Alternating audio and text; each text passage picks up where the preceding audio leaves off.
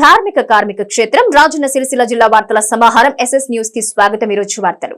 కరీంనగర్ లో ఓడిపోతామనే భయంతోనే Congress party MP అభ్యర్థిని ప్రకటించలేదని, మరోవైపు కేటీఆర్ నాస్తికుడైతే బోయినపల్లి వినోద్ కుమార్ పెద్ద నాస్తికుడని కరీంనగర్ బీజేపీ ఎంపీ అభ్యర్థి బీజేపీ జాతీయ ప్రధాన కార్యదర్శి బండి సంజయ్ అన్నారు. బీజేపీ జాతీయ ప్రధాన కార్యదర్శి కరీంనగర్ ఎంపీ అభ్యర్థి బండి సంజయ్ కుమార్ ఈ రోజు సిరిసిల్లలో పర్యటించారు. ఈ సందర్భంగా ఆయనకు కార్యకర్తలు ఘన స్వాగతం పలికారు. సిరిసిల్ల జిల్లా కేంద్రంలోని కొండ లక్ష్మణ బాపూజీ విగ్రహం నుంచి గాంధీ చౌక్, అంబేద్కర్ పాత బస్టాండ్ మీదుగా శాంతినగర్ హనుమాన్ దేవాలయం వరకు భారీ బైక్ ర్యాలీ చేపట్టారు. అనంతరం అక్కడ జరిగిన సమావేశంలో బీఆర్ఎస్ పార్టీ రాష్ట్ర నాయకుడు దుమాల శ్రీకాంత్ తన 200 మంది అనుచరులతో బీజేపీ పార్టీలో చేరారు. వీరికి బండి సంజయ్ కండువా కప్పి పార్టీలోకి ఆహ్వానించారు. ఈ సందర్భంగా బండి సంజయ్ మాట్లాడుతూ దేశం కోసం, ధర్మ రక్షణ కోసం బీజేపీ పార్టీ పోరాడుతుందన్నారు. కేటీఆర్, బీఆర్ఎస్ ఎంపీ అభ్యర్థి వినోద్ కుమార్ ఇద్దరు నాస్తికులని విమర్శించారు. కాంగ్రెస్, టీఆర్ఎస్ లకు జై శ్రీరామ్ అంటే భయమవుతుందన్నారు. కాంగ్రెస్ పార్టీ నాయకులు శ్రీరాముని అక్షతలను రేషన్ బియ్యమని అవమానిస్తున్నారని మండిపడ్డారు. తెలంగాణలో రామరాజ్యం రావాలని, ఖచ్చితంగా రాముని పేరు చెప్పుకుంటామని స్పష్టం చేశారు. కాంగ్రెస్ ప్రభుత్వం 100 రోజుల్లో హామీలు అమలు చేయలేదని ఆగ్రహం వ్యక్తం చేశారు. బీఆర్ఎస్ పార్టీ గుడిని మింగితే కాంగ్రెస్ వాళ్లు గుడిలో లింగాన్ని కూడా మింగుతారని విమర్శించారు. టీఆర్ఎస్ పార్టీలాగే కాంగ్రెస్ పార్టీ ప్రజల్ని నమ్మించి మోసం చేసిందని, నేత కార్మికుల సమస్యలు ఇంకా తీరలేదని ఆవేదన వ్యక్తం చేశారు. తాను దీక్ష చేస్తానని చెప్పడంతో భయపడి కాంగ్రెస్ ప్రభుత్వం 50 కోట్ల బకాయిలు విడుదల చేసిందన్నారు.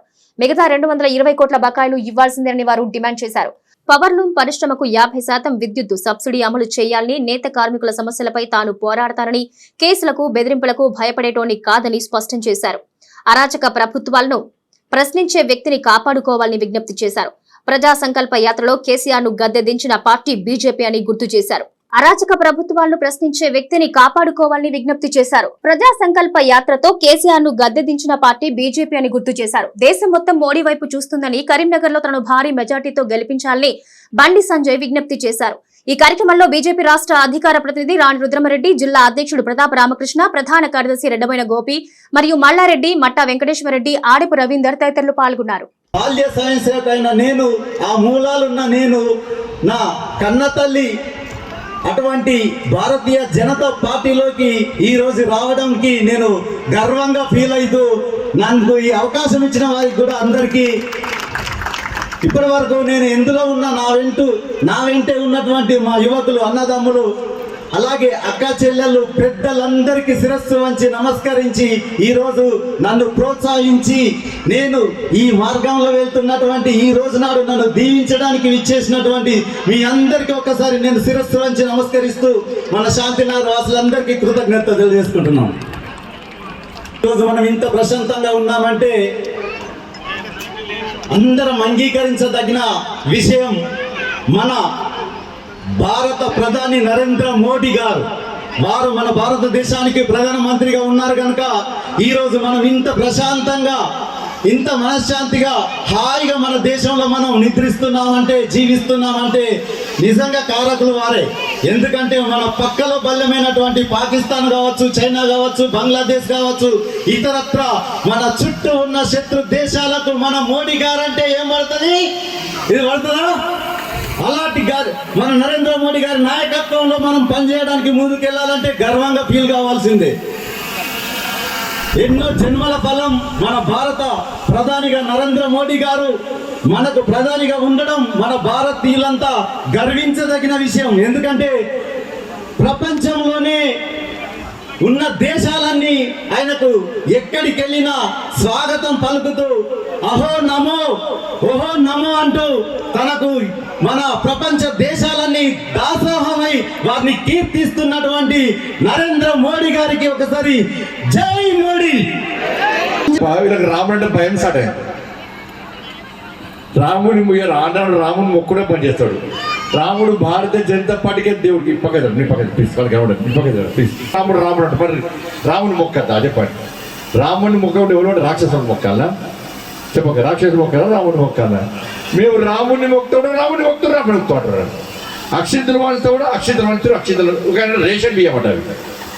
రేషన్ బియ్యం, అక్షింతల బియ్యం, రేషన్ బియ్యము, బాస్మతి బియ్యము, జైశ్రీరామ్ బియ్యం ఉంటాయి. అక్క మీరు గుడి పోతారు, అయ్యగారు అక్షింతలు ఇస్తారు.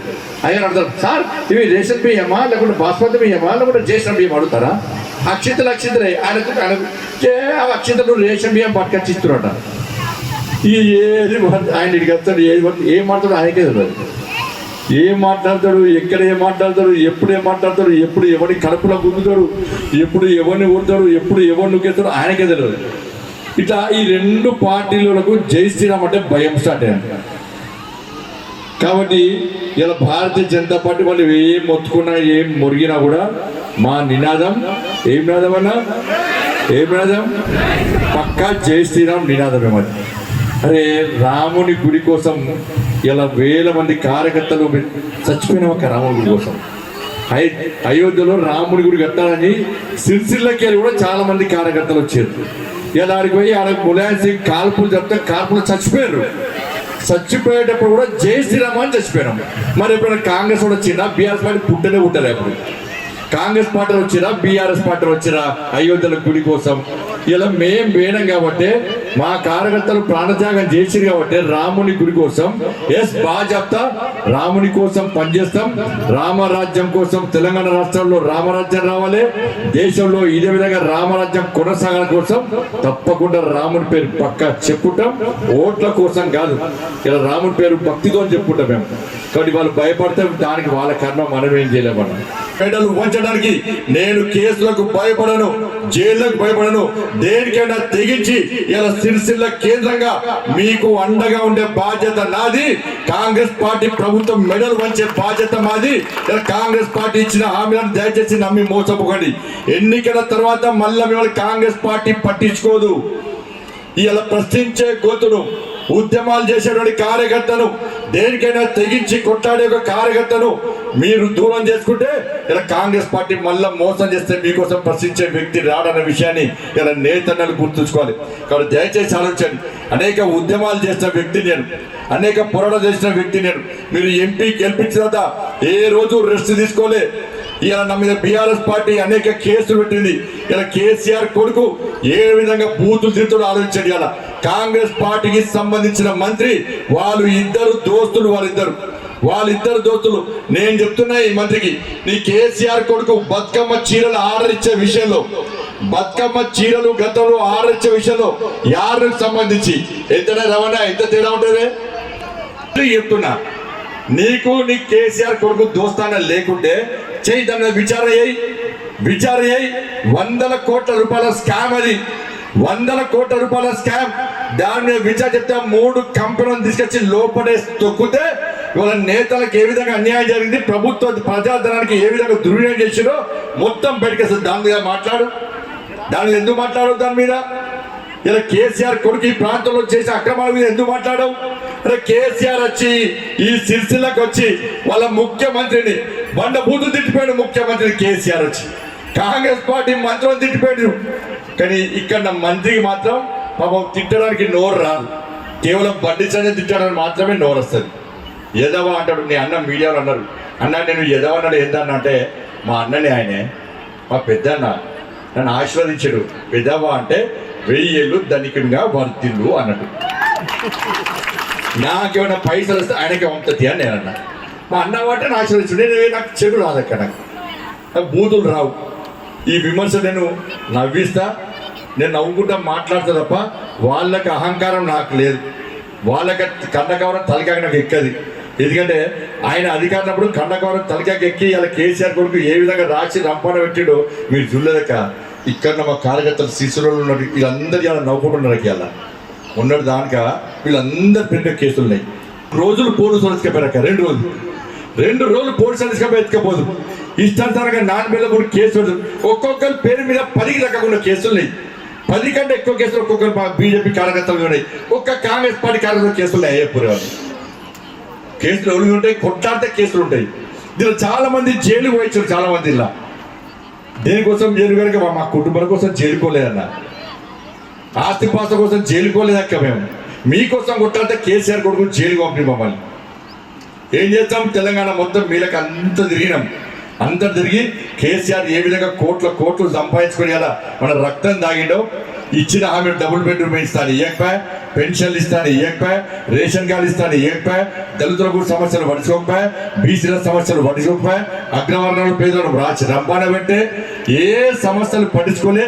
ఇలా నేతల గురించి పట్టించుకోలేదా, ఎవ్వరి గురించి పట్టించుకోలేదు. కాబట్టి తెలంగాణ మొత్తం ప్రజా సంగ్రామ యాత్ర చేసి పేదోళ్ళందరూ కలిసి వాళ్ళ లోపల చైతన్యం రగిలించి ఇవాళ కేసీఆర్ గద్దె దించిన పార్టీ భారతీయ జనతా పార్టీ. మాకు అధికారం రాకపోవచ్చు, కాంగ్రెస్ వాళ్ళు దొంగ హామీలు ఇచ్చి 6 గ్యారెంటీ ఇచ్చి వాళ్ళ అధికారం రావచ్చు, కానీ వాళ్ళ ప్రజల గుండె లోపల నరేంద్ర మోడీ ఉన్నాడు. కాబట్టి దయచేసి ఆలోచించండి.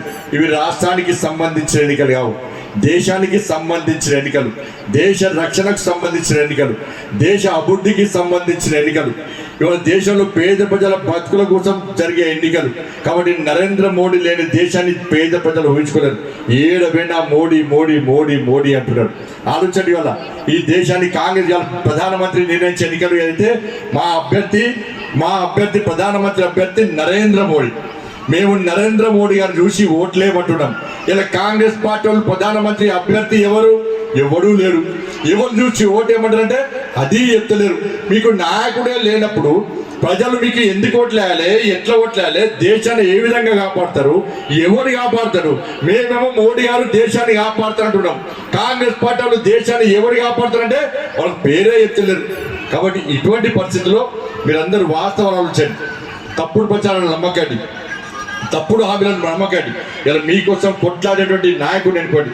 మీరు ఓట్లేసి గెలిపించాక మీ చుట్టపోలు ఎవరైనా కానీ, మీ చుట్టాలు ఎవరు ఏ జిల్లాలో కూడా ఒక్కసారి ఫోన్ చేశారండి, మేము బండి సంజయ్కి ఓటు వేస్తామంటే శబాష్, మీరు బండి సంజయ్కి మంచి పని ఓటు వేసి మంచి పని చేసిరు, మాకు ఓటుంటే మేము కూడా బండి సంజయ్కి ఓటు వేస్తామని చెప్తారు తప్ప ఇక బండి సంజయ్కి ఎందుకు ఓటు వేస్తామని చెప్పి ఎవ్వరు అనరన్న విషయాన్ని ఒక్కసారి గుర్తుంచుకొని పొట్టుపోటు కొట్లాడక తెలంగాణ రాష్ట్రం మొత్తం తిరిగి.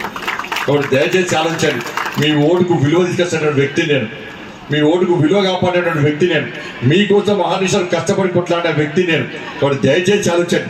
భవిష్యత్తులో కూడా ఈ తెలంగాణ రాష్ట్రంలో కాంగ్రెస్ పార్టీ ఇచ్చిన హామీలు నెరవేర్చడం కూడా మీకు అండగా ఉండాలంటే, మీకు జరిగిన అన్యాయాన్ని ప్రశ్నించాలంటే, మీకు జరిగేటువంటి అన్యాయం మీద కొట్లాడాలంటే నన్ను భారీ మెజార్టీతో మీరందరూ గెలిపించాల్సిందిగా మీ అందరినీ కోరుతూ, మీరు నాకు ఓటేస్తే నేను పోయి నరేంద్ర మోడీ గారికి ఓటేసి ప్రధానమంత్రిని చేస్తా. ఇలా కాంగ్రెస్ పార్టీకి ఓటేస్తే అది పోయి మూసీగా పడ్డట్టే. ఇక బీఆర్ఎస్ పార్టీగా ఎవరు ఓటేస్తట్టే లేదు. బీఆర్ఎస్ పార్టీ ఏ రోజు 3వ ప్లేస్. కాబట్టి దయచేసి ఆలోచించండి. మీరందరూ ఒక్కది కోటేసి ఈ కులాల పేరుతో ఈ కులము ఆ కులము ఆ వర్గం ఈ వర్గం అనకుండా పువ్వు గుర్తు మీద మీ అమూల్యమైన ఓటు వేసి నన్ను భారీ మెజార్టీతో గెలిపించాల్సిందిగా మీ అందరికీ విజ్ఞప్తి చేస్తూ, ఇలా నన్ను గెలిపించడానికి, నరేంద్ర మోడీ గారి ప్రధానమంత్రి చేయడానికి, ఈ ధర్మాన్ని రక్షించడానికి, ఈ సమాజాన్ని సమర్థం చేయడానికి, పేదల కోసం కష్టపడి పనిచేయడానికి భారతీయ జనతా పార్టీలో ఒక మంచి ఆలోచనతో చేరవేంటి సోదరుడు దుమాల శ్రీకాంత్ గారిని భారతీయ జనతా పార్టీలోకి సవినయంగా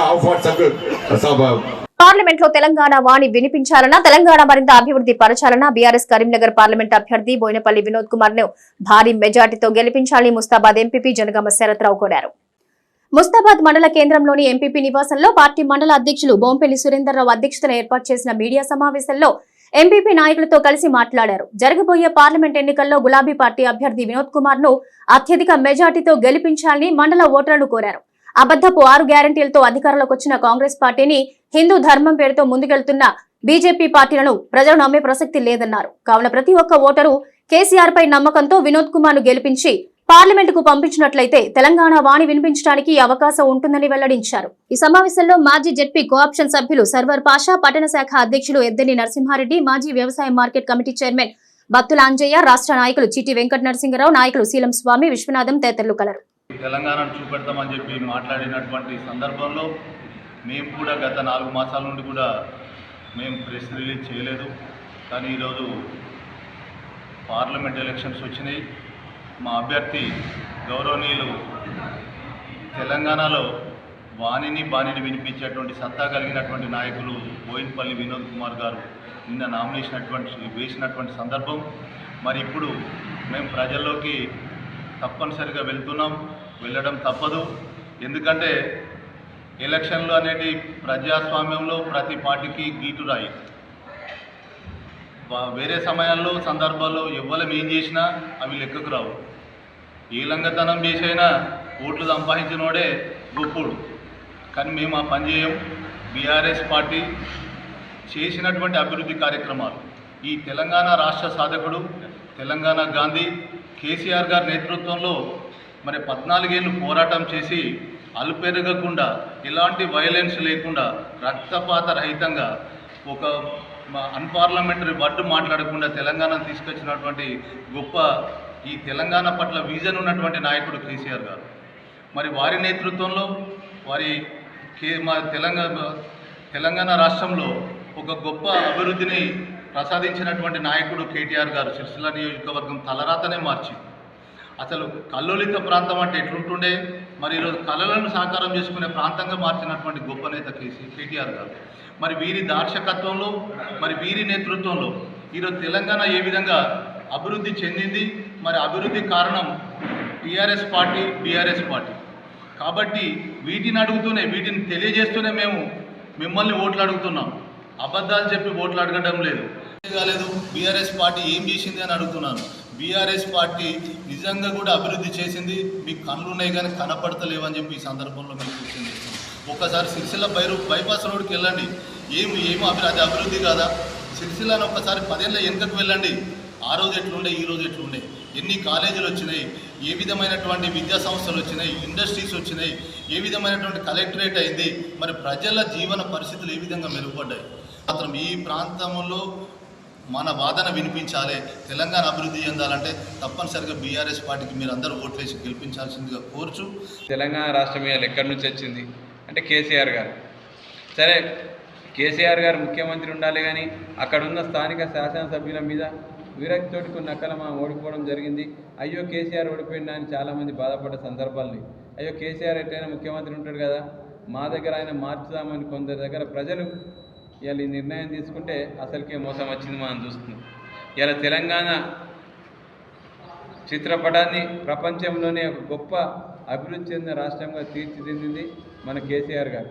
ఇలా దేశంలోనే పారిశ్రామికంగా కానీ, వ్యవసాయపరంగా కానీ, మౌలిక వసతుల్లో కానీ, ఒక ఇంటింటికి నీళ్ళు ఇచ్చుంటో కానీ, సంక్షేమంలో కానీ ఇలా భారతదేశంలో ప్రపంచంలో నంబర్ 1 ఇవాళ మన రాష్ట్రం. తెలంగాణ ఉనికి ఉండాలంటే మనోళ్ళు మనకు ఉంటేనే మనకు రేపు పార్లమెంట్లో వినోదం ఉండాలి. ఇవాళ ఎవరేం చేసారో చూస్తున్నాం.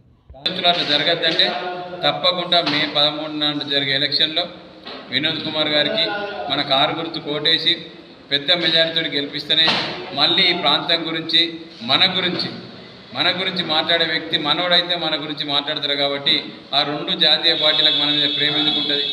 మన ప్రాంతం మీద, మన కుటుంబం మీద, మన వ్యవస్థ మీద పట్టున్న పార్టీ, మన గురించి నిత్యం ఆలోచించే పార్టీ బీఆర్ఎస్ పార్టీ. మన బాగోగుల గురించి తెలంగాణలో ప్రతి కడుపు చూసేది ఇలా కేసీఆర్ గారు. కాబట్టి దయచేసి గమనించుకోవాలి. చాలా మీరు గమనించాలి. మా మండల ప్రజలు చాలా దగ్గర పంటలు ఎండిపోయినాయి. మన మండల తక్కువ ఎండిపోయినాయి. ఎందుకంటే మల్లన్న సాగర్ నీళ్లు పోయినసారి కేసీఆర్ గారు మల్లన్న సాగర్ నీళ్ళు నింపారు. కాబట్టి ఆ నీళ్ళు ఇడుచుకుంటే బ్రహ్మాండంగా మానేరుకి ఇడుచుకున్నాం. మానేరు నుంచి వచ్చే కాలువ ఈ రోజుకి వస్తుంది. మల్లన్న సాగర్ కాలువ వచ్చి ఇలా ముస్తావా చెరువు, మదిగుంట, మోయిన్గుంట, చీకోడు, కొండ చెరువు దాకా పోయినాయి. ఇవాళ ఈ నీళ్ళతోటే మన దగ్గర పంటలు ఎండిపోయి. అంటే ముందు చూపుతో కేసీఆర్ గారు పోయిన సంవత్సరం నీళ్ళు నింపారు. కాబట్టి మల్లన్న సాగర్లో 14 టీఎంసీలు ఉంటే దాదాపు 7-8 టీఎంసీ ఈసారి వాడుకున్నాం. తంగళ్లపల్లి మండలం తాడూరు గ్రామంలో ప్రమాదవశాత్తు కాలిపోయిన తాటి ఈత చెట్లను బీజేపీ జాతీయ ప్రధాన కార్యదర్శి బండి సంజయ్ కుమార్ పరిశీలించారు. తంగళ్లపల్లి మండలం తాడూరు గ్రామంలో 3 రోజుల క్రితం ప్రమాదవశాత్తు తాటి ఈత వనాలు మంటల్లో కాలిపోగా ఈ రోజు బీజేపీ జాతీయ ప్రధాన కార్యదర్శి బండి సంజయ్ పరిశీలించారు. ఈ సందర్భంగా బండి సంజయ్ మాట్లాడుతూ కాంగ్రెస్ ప్రభుత్వం అధికారంలోకి వచ్చిన తరువాత ప్రతి గ్రామంలో 5 ఎకరాల భూమి తీసుకుని ఈత, తాటి వనాలు పెంచుతామని ఇచ్చిన హామీ ఏమైందని ప్రశ్నించారు. తాటి వనాల వద్ద డ్రంక్ అండ్ డ్రైవ్ పెట్టి గీత కార్మికుల పొట్ట కొడుతున్నారన్నారు. జనగాం జిల్లాకు సర్దార్ సర్వాయి పాపన్న పేరు పెట్టడానికి నయా పైసా ఖర్చు పెట్టాల్సిన పని లేదన్నారు. జనగాం జిల్లాకు సర్వాయి పాపన్న పేరు పెడితే ప్రజలు ఆనందపడతారన్నారు. మరి ఆ పని ఎందుకు చేయడం లేదని బండి సంజయ్ ప్రశ్నించారు. తెల్లవారుజామున లేచి మోకు కట్టుకుని చెట్లెక్కి కళ్లు గీస్తుంటే తాటి చెట్ల దగ్గర డ్రంక్ అండ్ డ్రైవ్ పెట్టి వేధిస్తే కళ్లు తాగడానికి ఎవరొస్తారు అని అన్నారు. గీత కార్మికుల సంక్షేమం అంటే ఇదేనా? ఇప్పటికైనా ప్రభుత్వం గీత కార్మికులను ఆదుకోవాలని డిమాండ్ చేశారు. వీరి వెంట జిల్లా అధ్యక్షుడు ప్రతాప్ రామకృష్ణ, రాష్ట్ర కార్యవర్గ సభ్యురాలు రాణి రుద్రమరెడ్డి, మండల అధ్యక్షుడు వెన్నమనేని శ్రీధర్రావు, మండల బీజేపీ నాయకులు పాల్గొన్నారు. తంగలపల్లి మండలం తాడూరు గ్రామంలో ఉన్న 19వ తారీఖు నాడు మధ్యాహ్నం 11 గంటల సమయంలో ప్రమాదవశాత్తు పూర్తిగా తాడి చెట్లు, ఈత చెట్లను కూడా దగ్గర జరిగింది. దాదాపు 300 తాడి చెట్లు, 100 ఈత చెట్లు, దాదాపు 50 కుటుంబాలు ఈ తాటి చెట్లు ఈత చెట్లపై ఆధారపడి ఉన్నాయి. కుల వృత్తిని చేసుకుంటూ వాళ్ళ కుటుంబాలను గడిపే పరిస్థితి, కుటుంబ పోషణ కోసం కుల వృత్తిని చేసుకునే పరిస్థితి. దాదాపు 30 సంవత్సరాల నుంచి ఇక చిన్నపిల్లలను జాదినట్టు, పసిపిల్లలను జాదినట్టు, పసిపిల్లలను ఏ విధంగా పెద్దేసి కాపాడుకుంటామో అదేవిధంగా చెట్లు కూడా దాదాపు 30 సంవత్సరాలు కష్టపడి పెంచి కాపాడుకున్నట్టు ఆ చెట్లు వాళ్ళ ప్రమాదవశాత్తు దగ్ధం కావడం ద్వారా వాళ్ళ కుటుంబాలు మొత్తం బజారు పడ్డాయి. వాళ్ళ ప్రవృత్తి దెబ్బతిన్నది, కుటుంబాలను పోషించుకోలేని పరిస్థితి, పూర్తి ఉపాధి కూడా కోల్పోయిన పరిస్థితి.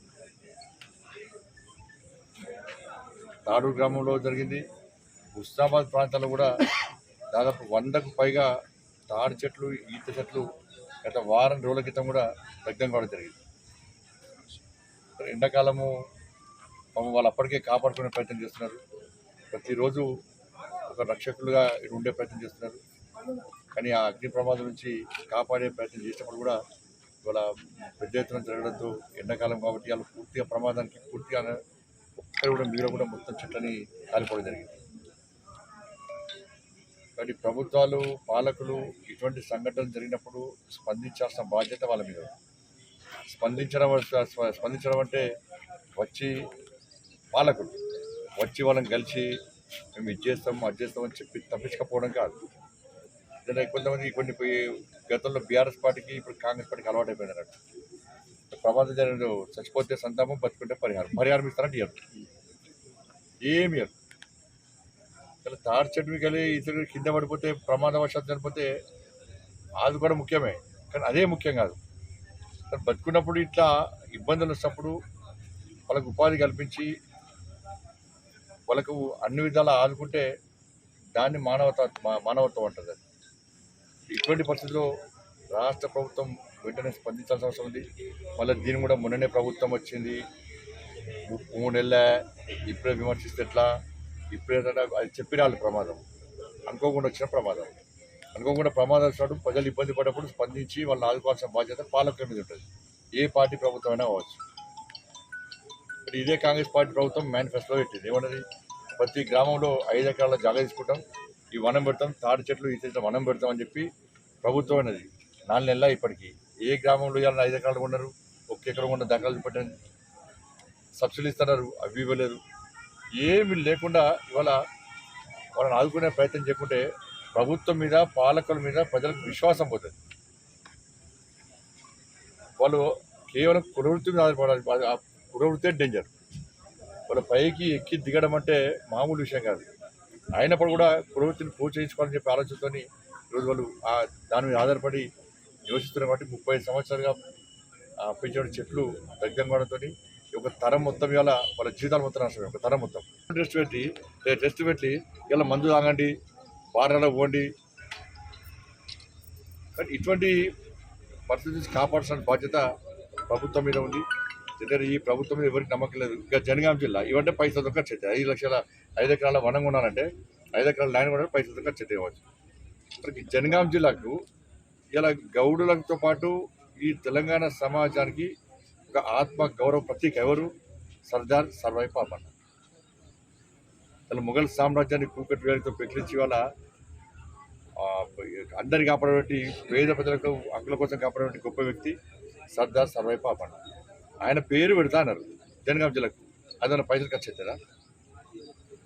ఎవరు అడుగున్నారు, ఎవరు వద్దన్నారు?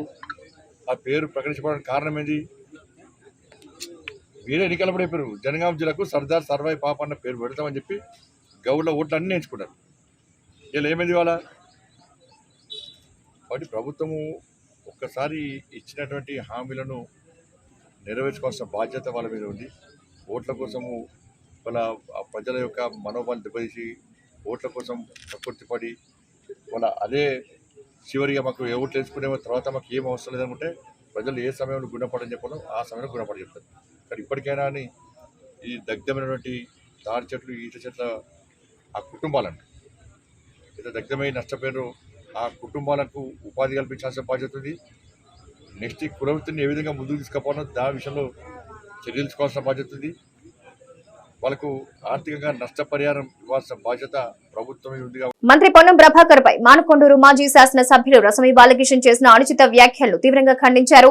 నియోజకవర్గం దళిత సంఘాల నాయకులు 2 రోజుల క్రితం బెజ్జంకిలో పొన్నం ప్రభాకర్ పై రసమై బాలకిషన్ చేసిన వ్యాఖ్యల్ని వారు తీవ్రంగా తప్పుబట్టారు. వెంటనే క్షమాపణ చెప్పాలని డిమాండ్ చేశారు. లేదంటే రసమై బాలకిషన్ పరిణామాలు ఎదుర్కోవాల్సి వస్తుందని హెచ్చరించారు. ఈ రోజు మానకొండూరు ఎమ్మెల్యే కార్యాలయంలోని ప్రజాభవన్లో నియోజకవర్గంలోని దళిత సంఘాల నాయకులు మీడియా సమావేశం ఏర్పాటు చేసి మాట్లాడారు. మానకొండూరు మాజీ శాసనసభ్యులు రసమయ్య బాలకిషన్ గత 10 ఏళ్లుగా నియోజకవర్గానికి చేసిన అభివృద్ధి శూన్యమన్నారు. నియోజకవర్గ అభివృద్ధి పట్టించుకొని రసమయ్య మాట్లాడటం విడ్డూరంగా ఉందన్నారు. మంత్రి పొన్నం ప్రభాకర్ ఎన్ఎస్యుఐ నాయకునిగా, కరీంనగర్ ఎంపీగా, మార్క్ఫెడ్ చైర్మన్ గా ఎన్నో పదవులు చేసి నేడు మంత్రి అయ్యారని, మీలాగా దొరగారి దగ్గర ఉండి చెప్పినట్టు వినడం కాదని, నువ్వు వలసవాదివి అని నువ్వు నియోజకవర్గ ప్రజలకు నచ్చక నేను సాగనంపడం జరిగిందన్నారు. ఇంకోసారి ఇలాంటి వ్యాఖ్యలు చేస్తే ఊరుకునేది లేదని రసమయ్య బాలకిషన్ ను హెచ్చరించారు. ఈ కార్యక్రమంలో మానకొండూరు నియోజకవర్గ అధికార ప్రతినిధి పసుల వెంకటి, జిల్లా కార్యదర్శి మామిడి అనిల్ కుమార్, అధికార ప్రతినిధి ఎలుకలపల్లి సంపత్, మాజీ పిఎస్ చైర్మన్ ఆల్వల కోటి, ఆర్టీఐ చైర్మన్ మల్లికార్జున్, ఎస్సీసెల్ మండల అధ్యక్షులు రెడ్డిగాని రాజు, కనకం అశోక్, కొంకటి రాములు, మండల యూత్ అధ్యక్షులు కొండ్ర సురేష్, ఎర్రోళ్ల కవిత, చెలగంటి సంపత్, నియోజకవర్గ దళిత నాయకులు పాల్గొన్నారు. నువ్వు ఎప్పుడైనా మాట్లాడే ముందు ఆలోచన చేసుకుని మాట్లాడుతుంటా. ఆయన ఎన్ఎస్యుఐ రాష్ట్ర అధ్యక్షుడిగా చేసిండు, ఆయన మార్కెట్ చైర్మన్ గా చేసిండు, ఆయన ఒక ఎంపీ చేసి ఎంపీ ఫోరం అధ్యక్షుడిగా చేసిండు. నువ్వేం చేసినావు బిడ్డ? నీకు రాజకీయం లేదు. ఆ దొరగారు చీకి పారేసిన బొక్కలు చీస్తే నీకు టికెట్ ఇచ్చిండు, ఎమ్మెల్యే టికెట్. దాన్ని పట్టుకొని నువ్వు 2 సార్లు మా ప్రజలు దీవించితే నువ్వు గెలిచినావు బిడ్డ.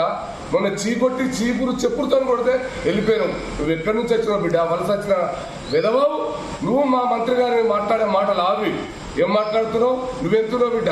ఆనాడు కేసీఆర్ గారితో పుట్టినట్టుంటే ఆయన సబ్బులు ఇస్తే నువ్వు సబ్బు పెట్టుకుంటూ తెల్లగాయి కోడిగుడ్లు తింటే ఆయన లెక్క పొడవైతాను. సిగ్గనిపించలేదా? ఒక తల్లిదండ్రికి దళిత బిడ్డ అని చెప్పుకునే నీచమైన సంస్కృతి నీలో ఉంది. అర్థమైతలేదా? నువ్వు ఎవరితో మాట్లాడుతున్నావు? ఏడ మాట్లాడుతున్నావు? కరీంనగర్ గడ్డ మీద మాట్లాడుతున్నావు. నీది మెదక్ బిడ్డ, నిన్ను తరిమి కొట్టినావు, అయినా నీకు బుద్ధస్తలేదు. ఈ ఎలక్షన్లో నువ్వెవరితోనైతే తిరుగుతున్నావు వాళ్ళను కూడా వరంగల్ హనుమకొండకు తరిమి కొడతావు బిడ్డ. మా పొన్నం ప్రభాకర్ గారి మీద మాట్లాడతావా? ఏం మాట్లాడతావు? తెలుసుకొని మాట్లాడలే. సిగ్గు శరం ఉందా నీకు మాట్లాడతావు? ఏం మాట్లాడుతున్నావు? నువ్వెంతున్నావు బిడ్డ? పోలీసు పొద్దున్న కొలిస్తే జారెడ్లు నువ్వు ఆయన మాట్లాడతావు. ఒక మేధావి, ఆయన ఒక అడ్వకేట్ చేసిండు, ఆయన ఎంపీలో ఫోరం అధ్యక్షుడు చేసిండు. ఏం మాట్లాడతావు? ఇక ముందు ఎప్పుడైనా కాంగ్రెస్ పార్టీ మీద కానీ మా నాయకుల మీద కానీ మాట్లాడితే నిన్ను తరిమి కొట్టే రోజులు దగ్గరలో ఉన్న కొట్టినాం. ఇప్పటికి కూడా నువ్వు తిరిగే వ్యక్తిని కూడా తరిమి కొట్టే రోజులు దగ్గర ఉన్నాయని మేము కాంగ్రెస్ పార్టీ పక్షాన హెచ్చరిస్తున్నాం. నీకు బుద్ధి లేదు, నీకు జ్ఞానం లేదు. అసలు నువ్వు ఏం మాట్లాడతావో నీకే తెలియదు. అప్పుడు ఏం మాట్లాడతావు అర్థమవుతుందా? నీ ఫామ్ హౌస్ మీద రైడ్ అవుతుంది బిడ్డ, గుర్తుపెట్టుకో. నువ్వు అక్రమంగా సంపాదించిన సంపాదన మీద మేము రైడ్ చేస్తున్నావు. నువ్వు అక్రమంగా ఎన్ని సంపాదించినావు, ఎన్ని కోట్లు సంపాదించినావు. నువ్వు అందుకనే పేరు వచ్చింది బిడ్డ. రాసలేలా రసమయ్య అని గుర్తు చేసుకో.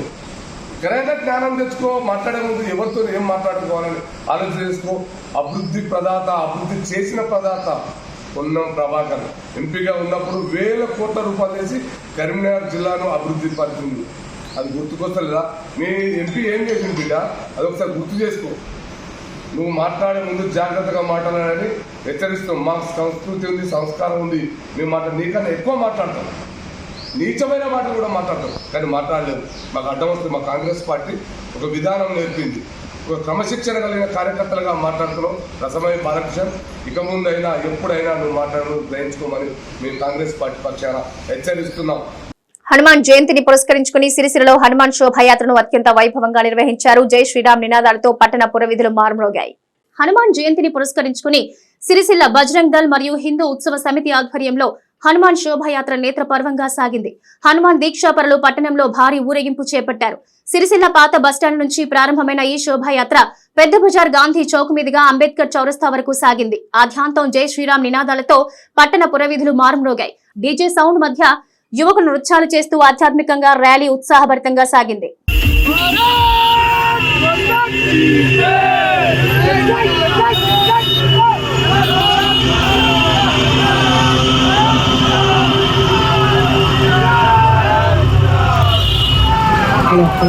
जय श्री राम, जय बाला हनुमान के,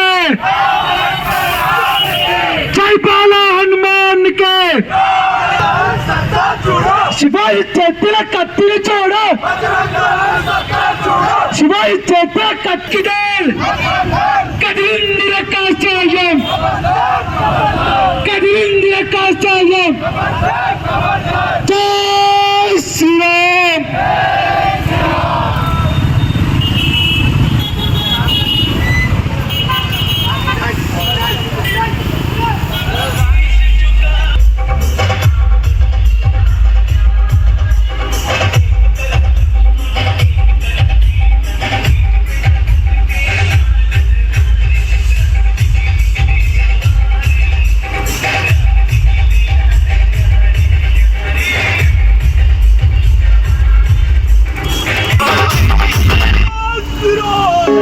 रामचंद्र जी महाराज के भये दरबार में विभीषण ने ताना मारा, गिरा में हनुमान जी ने श्री राम का नाम लिया और सीना फाड़ा, बोले राम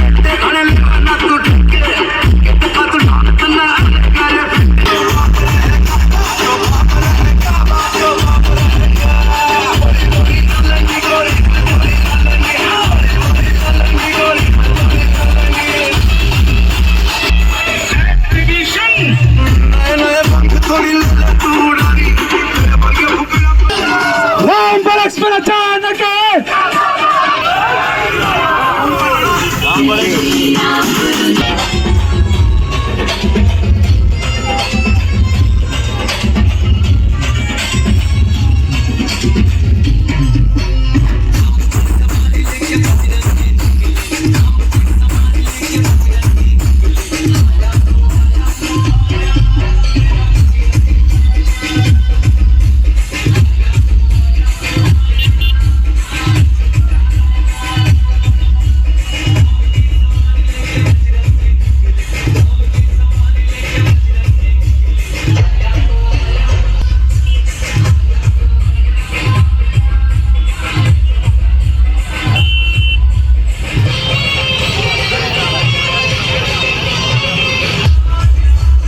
గంభీరావుపేట మండలంలోని లింగన్నపేట గ్రామంలో నల్లపోచమ్మ విగ్రహ ప్రతిష్ట మహోత్సవ వేడుకలు ఘనంగా జరుగుతున్నాయి. అమ్మవారికి ఈ రోజు బోనాలు సమర్పించారు.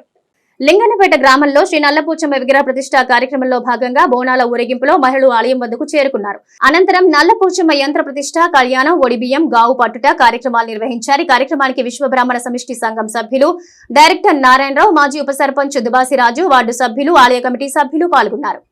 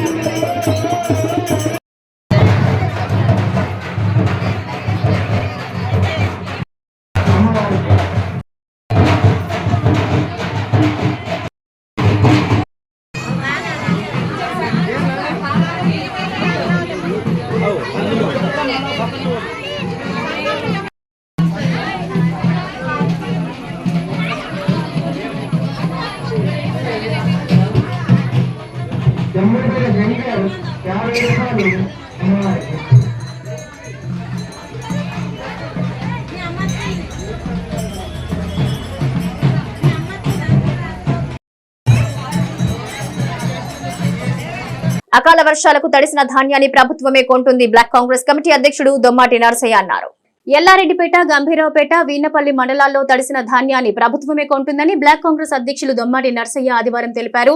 ఈ సందర్భంగా ఎల్లారెడ్డిపేట మండల కేంద్రంలోని కాంగ్రెస్ పార్టీ కార్యాలయంలో ఆయన మాట్లాడుతూ అకాల వర్షాల వల్ల రైతుల ధాన్యం ఎక్కడైనా తడిసినా మొలకెత్తినా ధాన్యాన్ని ప్రభుత్వమే కొనుగోలు చేస్తుందని అన్నారు. రైతులు ఎలాంటి ఆందోళన చెందొద్దని, రైతుల రక్షణ కోసమే ఈ ప్రభుత్వం ఉందన్నారు. ఆగస్టు నెలలో రైతులకు 2 లక్షల రుణమాఫీని ముఖ్యమంత్రి రేవంత్ రెడ్డి మాఫీ చేయడం జరుగుతుందన్నారు. అలాగే వర్షాకాల పంటకు 500 రూపాయల బోనస్ తో వడ్లు కొనుగోలు చేయడం జరుగుతుందన్నారు. దళారుల మాట పట్టుకుని రైతులు ప్రైవేటు వ్యాపారులకు అమ్మొద్దని సూచించారు. ఆయా కొనుగోలు కేంద్రాల్లో అకాల వర్షాలు పడినా టార్పన్లతో కేంద్రాల నిర్వాహకులు సిద్ధంగా ఉండాలని సూచించారు. తాము ఈ మేరకు ఐకేపీ సహకార సొసైటీ కొనుగోలు కేంద్రాల అధికారులతో మాట్లాడటం జరిగిందన్నారు. ఈ సమావేశంలో ఎల్లారెడ్డిపేట, వీన్నపల్లి మండలాల కాంగ్రెస్ పార్టీ అధ్యక్షులు సద్ది లక్ష్మారెడ్డి, భూత శ్రీనివాస్ గౌడ్, మాజీ ఉప సర్పంచ్ పందిల సుధాకర్ గౌడ్, నాయకులు బండారి బాలరెడ్డి, మందాటి దేవేందర్ యాదవ్, రాజు, రాములు పాల్గొన్నారు. గంభీరావుపేట మండలం సముద్రలింగాపూర్లో గట్లే పోతుంది, ఎల్లారెడ్డిపేట మండలంలో కూడా అదే రకంగా పోతున్నాయి, పక్కకు వీర్నపల్లి మండలంలో కూడా అదే రకంగా పోతున్నాయి, ముస్తాబాద్ మండలంలో కూడా అదే రకంగా పోతున్నాయి. కాబట్టి మీరు ధైర్యంగా ఉండండి. వడ్లు ఏం లేకుండా కొనుగోలు చేసే బాధ్యత కాంగ్రెస్ ప్రభుత్వందే. ఇంకొకటి, హరీష్ రావు, కేటీఆర్ గారు వీళ్ళను ఒక ప్రెస్ మిత్రులే అడుగుతుండ్రు, అవి సోషల్ మీడియాలో వైరల్ అవుతున్నాయి. మీరు 100 రోజులల్లా వాళ్ళు 6 గ్యారంటీలు ఇస్తే అమలు చేసిన ఘనత కాంగ్రెస్ ప్రభుత్వందే అని చెప్పడం జరుగుతుంది. మీరు 5 సంవత్సరాలు మొన్న చెప్పినవి కూడా 5 సంవత్సరాలలో ఒక్కటి కూడా చేయలేదు. 1,00,000 రూపాయల రుణమాఫీ చేస్తా అన్నారు, అది చేయలేదు. డబుల్ బెడ్రూమ్లు ఇస్తా అన్నారు, అవి ఇవ్వలేదు. దళితులకి 3 ఎకరాల భూమి ఇస్తా అన్నారు, ఇది ఇవ్వలేదు. మీకు వాళ్ళని, కాంగ్రెస్ వాళ్ళను అడిగే అర్హత మీకు లేదు అని చెప్పడం జరుగుతుంది. మీరు ఏం చెప్పుకున్నా మీకు ఓట్లేరు. మీరు ఏదో ఒకటి చెప్పి మునుపట్లాగా మభ్య పెడతామంటే మీ మాటలే అబద్ధాల మూట అయిపోయింది. కాబట్టి మీరు ఏం చెప్పినా ప్రజలు నమ్మరు, రైతులు నమ్మరు. మార్కెట్లలో పోయి పోయిన దాఖలాలు లేవు. మేము పోయినాం. ఎస్, మాకు హక్కు ఉంది. రైతుల పరంగా మేమున్నాం, మొదటి నుంచి ఉన్నాం, ఇప్పటికి కూడా ఉంటాం. మేము రైతులు ఎంబడినే. రైతులకు ఏమాత్రం అన్యాయం జరిగినా మేము ఎంబడుండి అది మాత్రం వాళ్ళకి ఏది జరగకుండా చూసుకునే బాధ్యత మా పైన ఉన్నది కాబట్టి అది మేము చూసుకుంటాం. మీకు లేదు. 10 ఏళ్ల నుంచి ఏ ఒక్క రోజన్నా మార్కెట్లకు రాలేదు. ఇప్పుడు మేము మార్కెట్లకు పోతాం, నష్టం జరిగే దగ్గర సర్వే చేయించినాం, ఎకరాన 10,000 రూపాయలు ఇస్తాం. ఎలాంటి ఇబ్బందులు లేకుండా రైతులను కాపాడుకునే బాధ్యత మాపై ఉన్నది కాబట్టి మేము అవన్నీ చూసుకుంటాం. జై కాంగ్రెస్. రైతులు ఎక్కడ కూడా ఆందోళన చెందాల్సినటువంటి అవసరం లేదు. ఒకవేళ ఈ అకాల వర్షాలకు ఎక్కడన్నా వడ్లు నానినా, మొలకెత్తినా, ఎలాంటి ఇబ్బంది కలిగినా ఆ వడ్లకు ఎలాంటి నష్టపరిహారం లేకుండా మిల్లర్లతోటి కొనిపించే బాధ్యత కాంగ్రెస్ ప్రభుత్వం తీసుకుంది. కాబట్టి వారికి ఎలాంటి ఇబ్బంది లేదు. రుణమాఫీ కూడా ముఖ్యమంత్రి ఆగస్టు 15 లోపల చేస్తానని మాట ఇవ్వడం జరిగింది. ఆ మాట ప్రకారంగానే రైతులకు రుణమాఫీ జరుగుతుంది. 500 బోనస్ ఇస్తానని చెప్పడం జరిగింది. ఆ బోనస్ కూడా వచ్చేటువంటి వర్షాకాలం పంటకు తప్పకుండా ఈ ప్రభుత్వం ఇవ్వడం జరుగుతుంది. తప్పుడు మాటలు చెప్పి తప్పుడు విధానాలతోటి నడిపేటువంటి ప్రభుత్వం రేవంత్ రెడ్డి ప్రభుత్వం కాదు. మాట అనడం అంటే మాటకు నిలబడతాడు, మాట మీద కట్టుబడి ఉంటాడు. మీలాగా రుణమాఫీ చేస్తామని 5 ఏళ్ళు సాగదీసుడు, రైతు బంధుకు సాగదీసుడు, వీటన్నింటినీ కూడా మీరు దళిత బంధు అని, బీసీ బంధు అని సాగదీసి సరే మీరు బొక్కబోర్ల పడ్డారు, ప్రజలు మిమ్మల్ని వద్దనుకున్నారు, మిమ్మల్ని తిరస్కరించారు, మిమ్మల్ని పక్క కూర్చోబెట్టిండు ప్రతిపక్షంలో కూడా. మాకు అధికారం ఇచ్చింది కాబట్టి తప్పకుండా మేము అధికారంలో ఒకటి ఉన్నా కానీ మేము పాలకులం కాదు, ప్రజలకు సేవకులం అని చెప్పి ఈరోజు చాలా బాధ్యతాయుతంగా మెదలడం జరుగుతుంది. రైతులకు ఎక్కడ కూడా అపోహ అవసరం లేదు. వాళ్ళు నిజంగా కూడా గవర్నమెంట్ నామ్స్ ప్రకారంగా వడ్ల ప్రామాణిక పరంగా 40 కిలోల 600 గ్రాములే వాళ్ళు కొలత పెట్టుకోవచ్చు. ఎగబోసి తూర్పార పడతాయి. ఒకవేళ ఎగబోయలేదు, తూర్పార పట్టలేదు అంటే వాళ్ళ ఇష్ట ప్రకారంగా నిర్వాహకులు, మిల్లర్లు, రైతు ముగ్గురు అనుకొని వాళ్ళ ఇష్టం ప్రకారం పెడితేనే ఏదైనా నడుస్తుంది. మొన్నటికి మొన్న మా ప్రభుత్వ విప్పు ఆదిశీనన్న కూడా మిల్లర్లందరితో కూడా కరాఖండిగా చెప్పడం జరిగింది. రైతును ఎక్కడ దోపిడీ చేస్తామంటే ₹1 కూడా రైతును దోపిడీ చేయనిచ్చేటువంటి పరిస్థితి లేదు. కాబట్టి రైతులు ఎవరు కూడా ఆందోళన చెందాల్సినటువంటి అవసరం లేదు. పంట ఇంకా వారానికి వచ్చినా, ఒకవేళ అకాల వర్షాలు పడ్డా, ఎలాంటి పరిస్థితులు ఎదురైనా రైతులను ఆదుకునేటువంటి బాధ్యత కాంగ్రెస్ పార్టీ తీసుకుంటుందని చెప్పి ఈ సందర్భంగా తెలియజేస్తా ఉన్నాను. ఈ వార్తలు ఇంతటితో సమాప్తం. తిరిగి ప్రసారమయ్యే SS న్యూస్ లో మళ్ళీ కలుసుకుందాం. అంతవరకు సెలవు. నమస్కారం.